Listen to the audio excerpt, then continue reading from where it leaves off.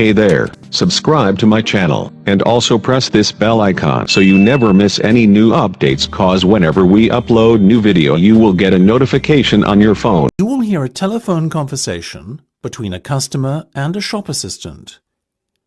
First, you have some time to look at questions 1 to 3.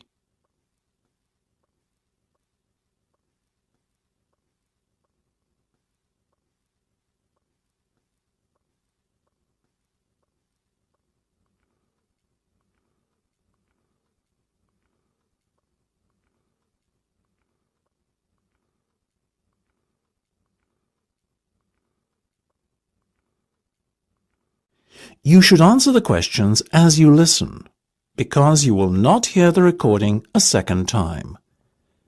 Listen carefully and answer questions 1 to 3.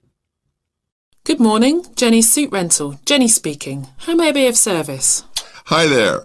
My name is Max Jones. That's Jones. And I'm looking to rent a suit out for a special occasion. Certainly, Max.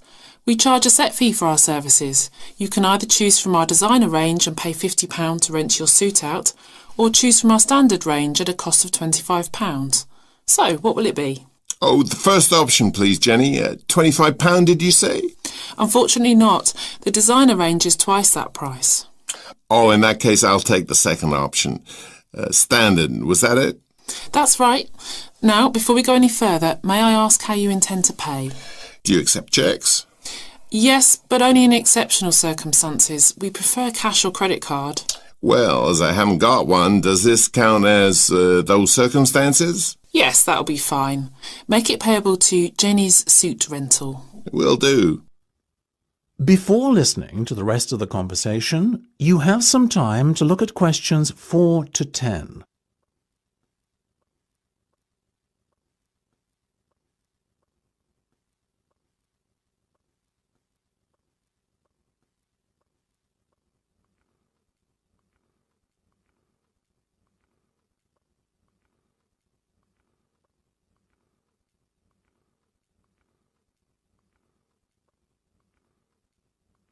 Now listen and answer questions 4 to 10. Now, Max, can I take your measurements, please, and a few details about what sort of suit you have in mind? Certainly. Let's start with the trousers then, shall we? What is your waist size and leg length? I used to be 32 waist, you know, but these days it's more like 36. Too many cream pies. I've been there. And about the leg, 34? I wish. I'm afraid I'm somewhat lacking in the height department. Not even a 32. 30, I'm afraid. Never mind. As for the colour, could you do a dark grey suit? In fact, we have a very smart one of those in just your size. You're in luck. Now, what about shoes? Same colour? No, I think I prefer something darker. OK, let's go with traditional black then, shall we? What about size? I'm a size 45. By my calculations, that's 10 in our sizes. And style? What have you got? We do suede, nubuck and traditional leather. Definitely the last one. Very well. And will you be wanting a necktie? Do you do bow ties? Of course. I'll put one of those down in your order. Dark grey, I presume? Perfect. To match the suit. I think I fancy a light blue shirt, by the way. Might I recommend a green? Green would go very well with the suit you are renting. Light or dark? I'd say dark. Dark it is then. My neck size is 17 and a half. Hard to believe that a little over a year ago I could fit into a 15, isn't it? Those cream pies again, right? You got it. Now, what about your suit jacket?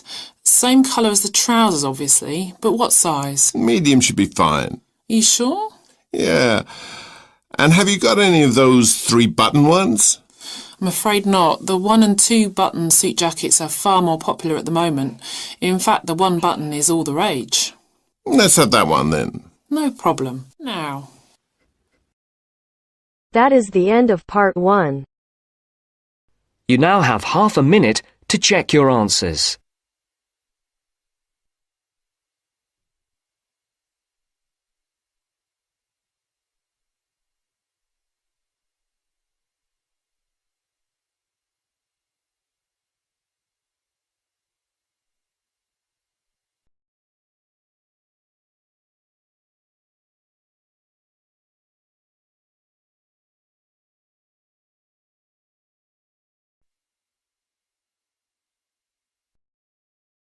Now turns to Part 2. You are going to hear a talk about making the most of graduate school. First, you have some time to look at questions 11 to 16.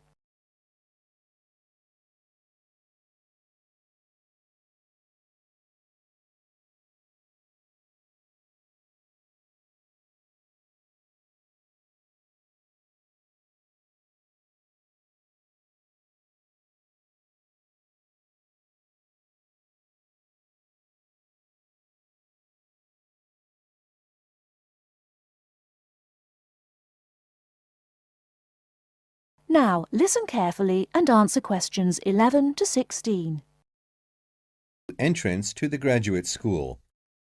My job now is to give you the graduate school survival guide and make some concise suggestions for getting the most out of your relationship with our research supervisor, getting the most out of what you read, and making continual progress with your research. First, your relationship with your supervisor. This is fundamental. Meet regularly. You should expect to meet once a week or at least every other week because this will give you the motivation to make progress and also keeps your advisor aware of your work. Prepare for your meetings. Come to each meeting. Also, bring the notes from your previous meeting together with a list of any upcoming deadlines. Make a plan for what you hope to get out of each meeting. After the meeting, email your supervisor a brief summary. Include a list of major topics discussed, a list of what you agreed on, a note of any advice you may not want to follow, and a new summary of what you are planning to do.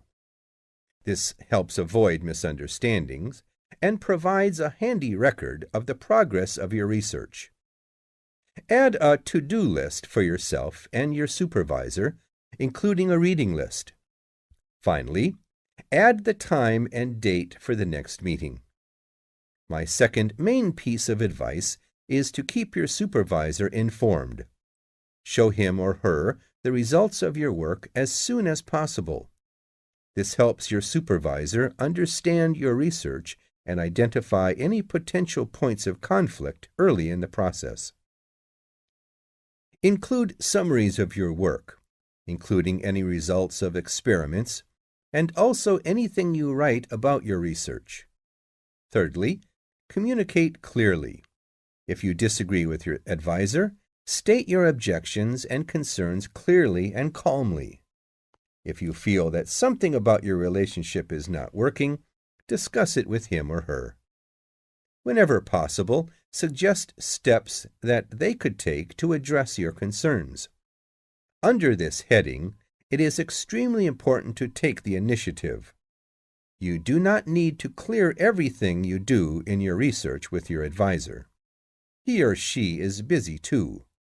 You must be responsible for your own ideas and the progress of your work. Before you hear the rest of the talk, you have some time to look at questions 17 to 20.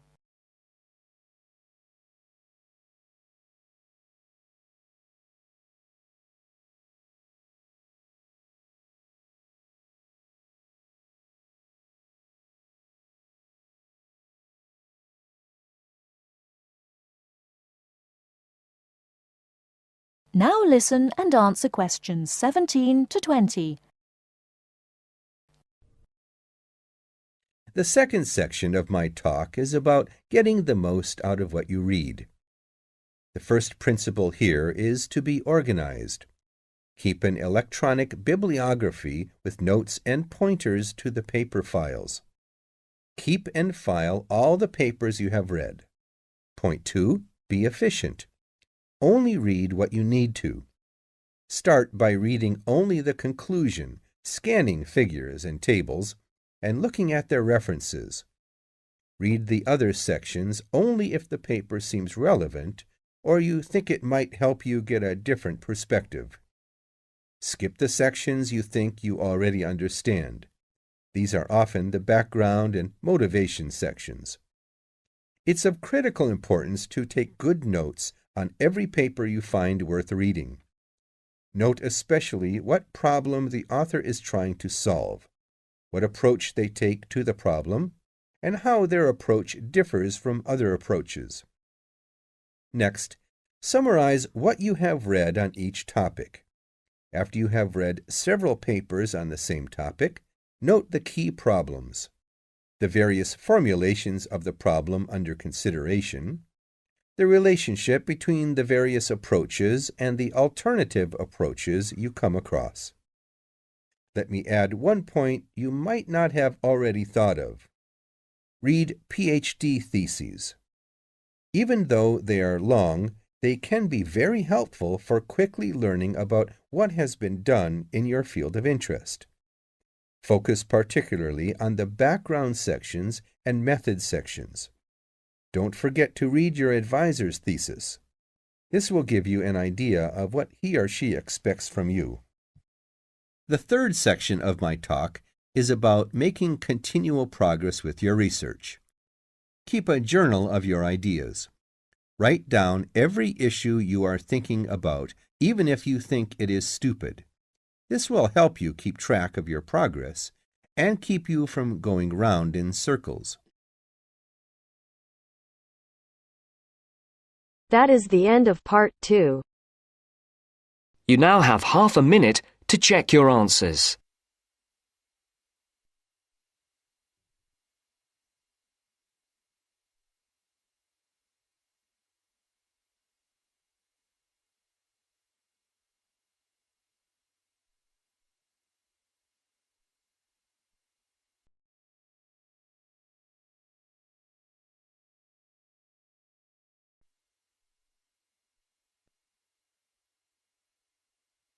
Now turns to part 3.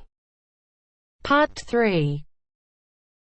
Richard Murray, a zoologist and popular TV personality, has been giving a talk on endangered species of wildlife to members of the Young Conservationists Association in a small town in the south of England.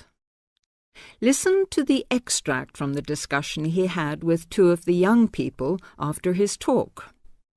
First, you have some time to look at questions 21 to 25.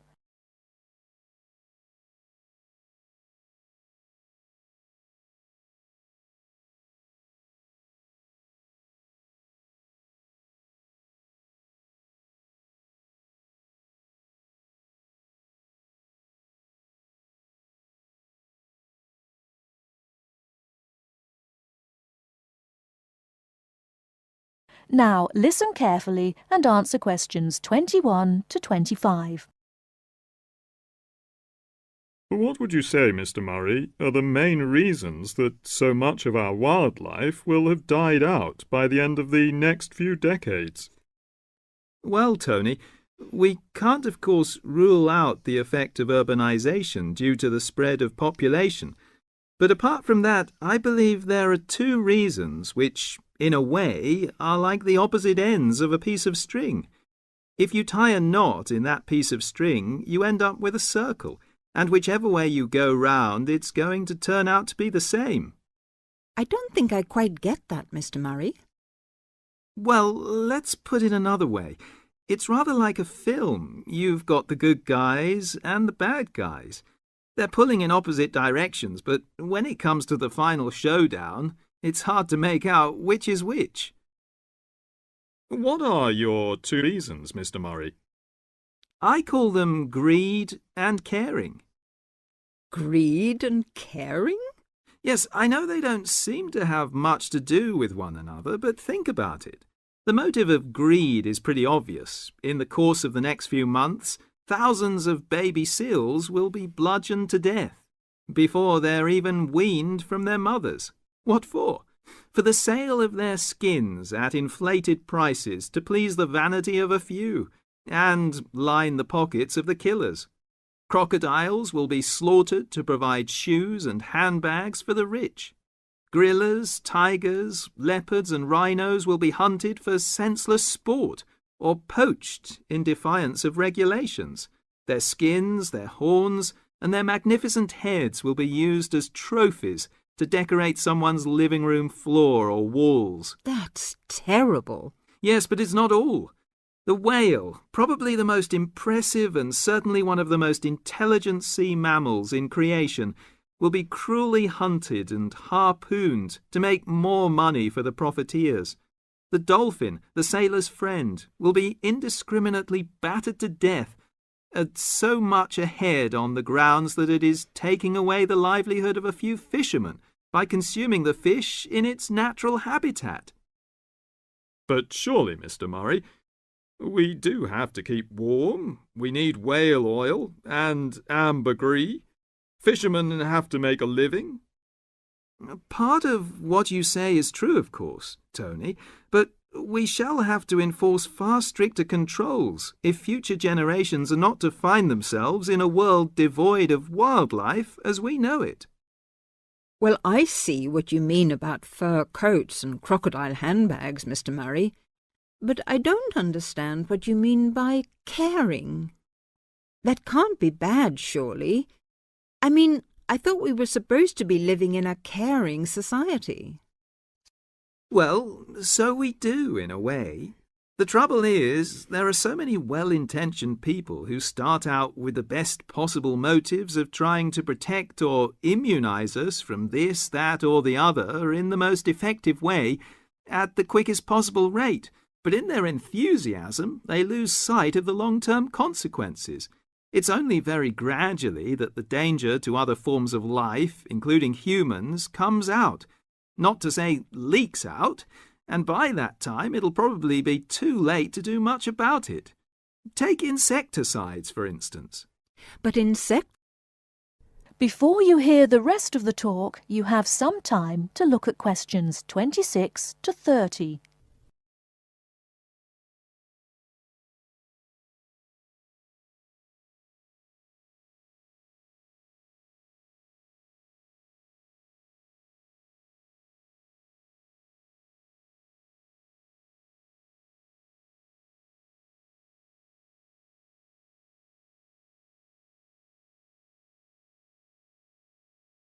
Now listen and answer questions 26 to 30. But insecticides protect crops from pests. They destroy disease-carrying mites and creepy crawlies like cockroaches. True, but nature has a way of developing her own immunity against insecticides and other pest controls, with the result that the biologists are driven to inventing stronger and stronger compounds, which, though they may annihilate the pest, nevertheless permeate the environment, are assimilated by plant and animal life, and become absorbed by the soil. Countless innocent creatures, the beaver or the mole, for example, are performing a useful task in the natural control. The alarming prospect is that as these poisons enter the foods we eat, and consequently our own systems, they'll find their way into the body of the pregnant mother and into her milk, offering incalculable risks to the unborn or newly born infant. In spite of all our technological expertise, our time is running out. We're virtually destroying ourselves. That is the end of part 3. You now have half a minute to check your answers.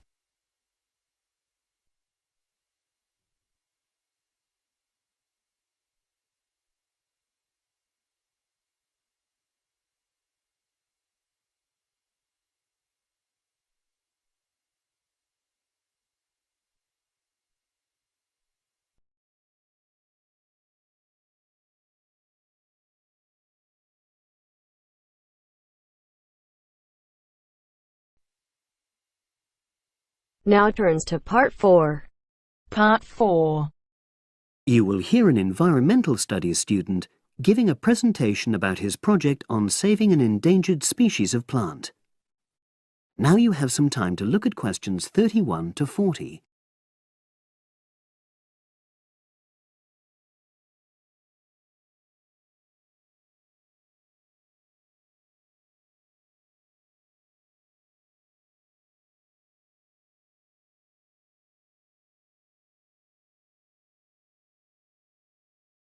Now listen and answer questions 31 to 40. For my presentation, I'm going to summarise what I've found out about efforts to save one plant species, the juniper bush. It once flourished in Britain and throughout the world's temperate zones, but over the last few decades has declined considerably. Before I go on to explain the steps being taken to save it in England, let me start by looking at some background information and why the juniper has been so important in cultural as well as ecological terms, historically and in the present day. Firstly, I want to emphasise the fact that juniper is a very ancient plant.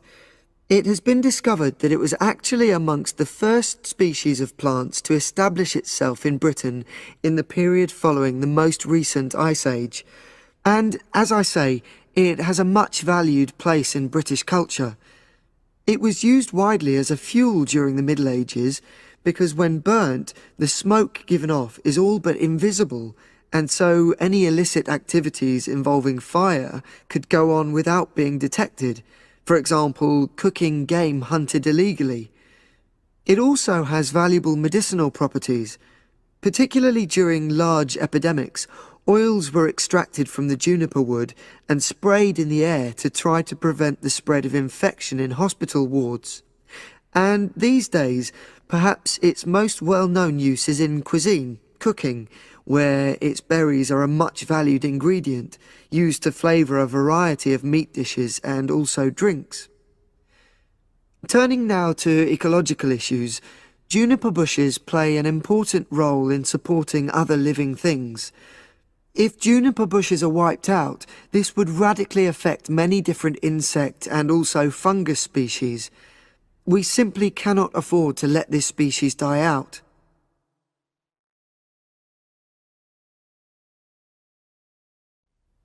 So, why is the juniper plant declining at such a rapid rate?